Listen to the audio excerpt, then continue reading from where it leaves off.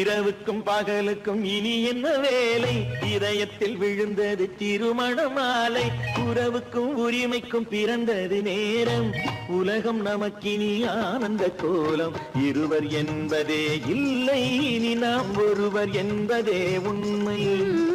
இருவர் என்பதே இல்லை, இனி நாம் ஒருவர் என்பதே உண்மை.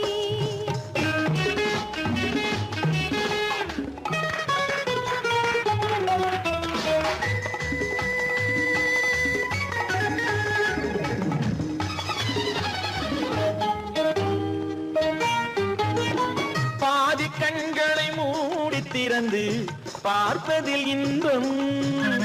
பாதி தூக்கத்தில் கூந்தலை தடவி ரசிப்பதில் இன்பம்.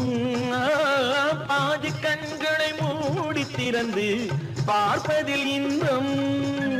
பாதி தூக்க